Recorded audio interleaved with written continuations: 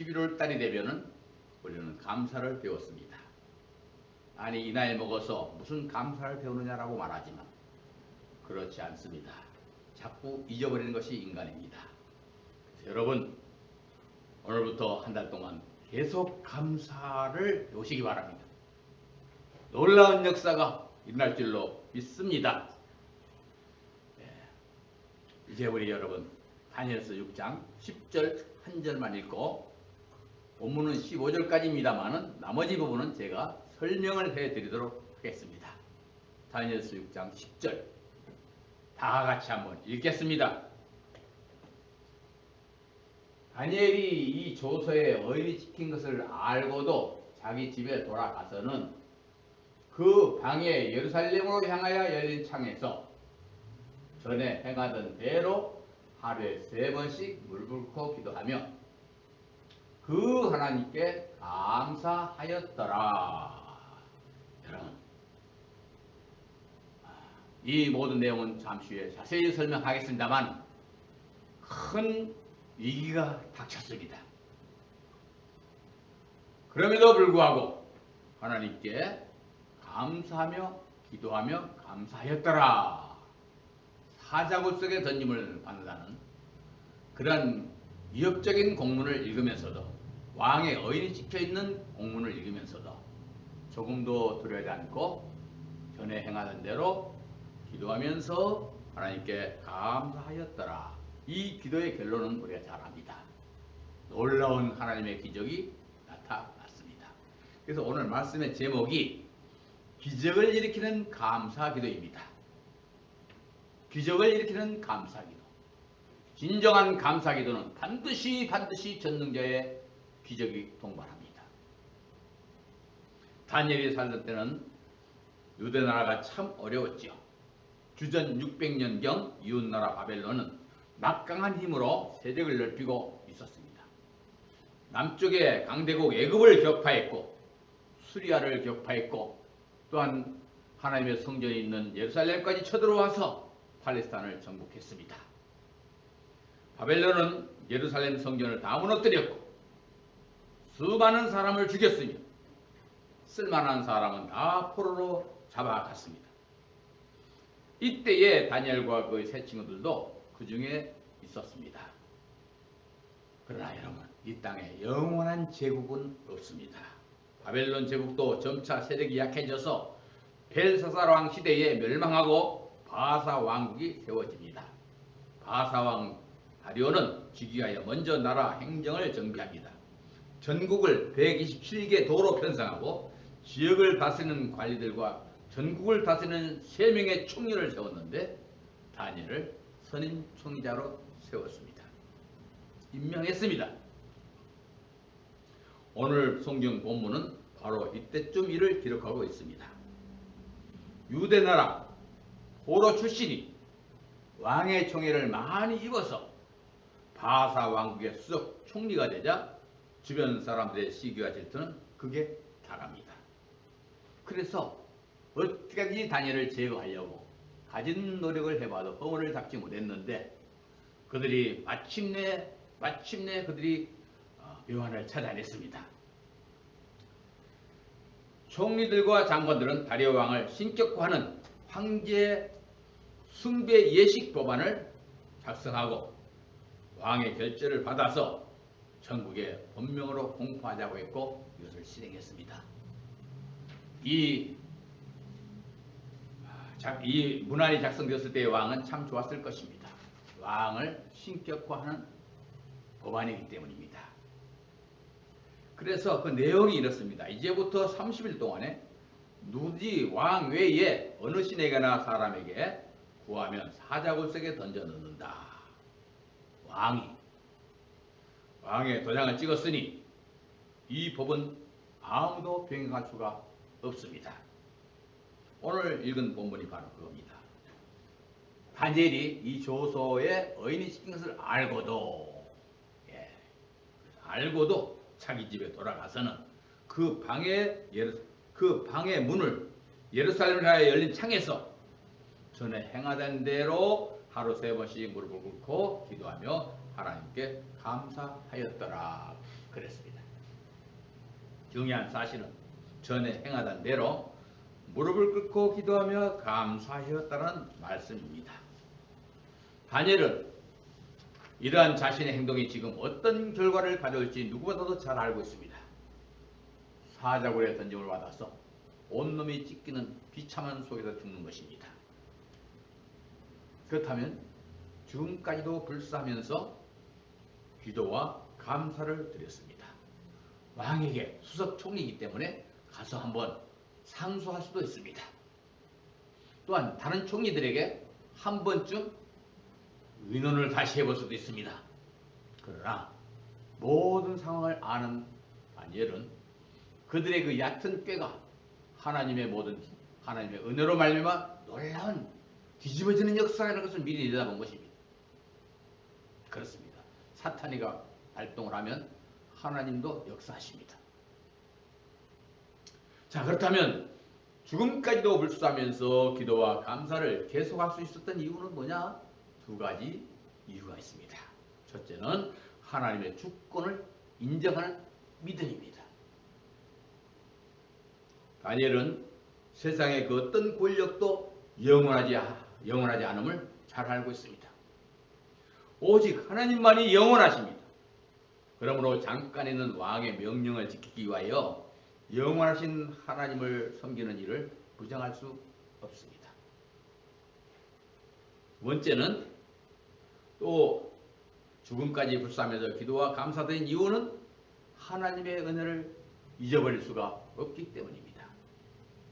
바벨론의 포로로 끌려온 주제에 왕의 총애를 입어서 바벨론, 메데바사 제국, 지금 헬라 제국, 이 3대 제국이 흘러가도록 수석 총리가 된다는 사실은 참으로 하나님의 큰 은혜였습니다. 이런 은총 속에서 평생을 살아온 다니엘이 위기가 닥쳤다고 해서 하나님의 은혜를 잊어버리면 안 되지요.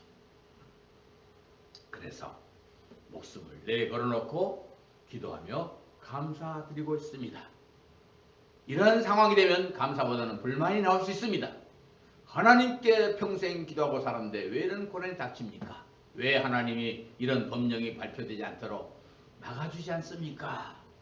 라고 말할 수도 있겠습니다만은, 그런 생각을 할 수도 있겠습니다만은, 사탄의 모든 역사 가운데 나타난 하나님의 역사를 많이 체험을 했기 때문에 이번에도 하나님의 역사를 굳게 믿고 있습니다.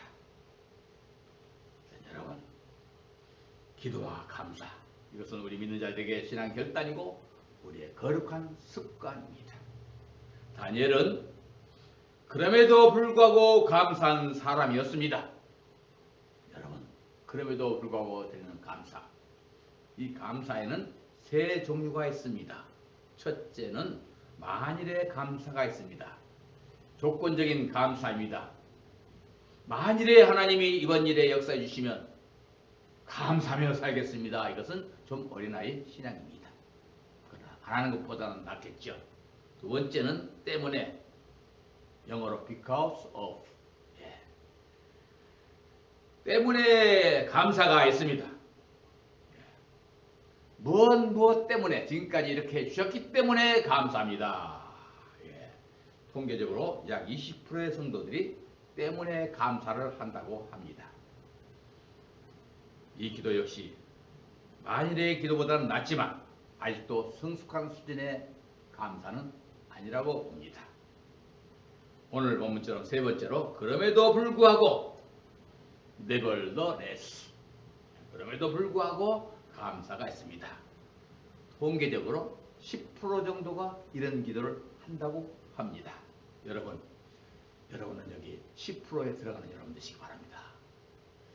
어떤 역경이 닥쳐도 그럼에도 불구하고 감사할 수 있는, 이거야말로 진정한 감사요. 하나님이 늘 역사하는 감사 기도입니다. 상황과 상관이 없습니다. 그럼에도 불구하고의 감사 잊지 마시기 바랍니다. 이런 기도야말로 기적을 불러옵니다.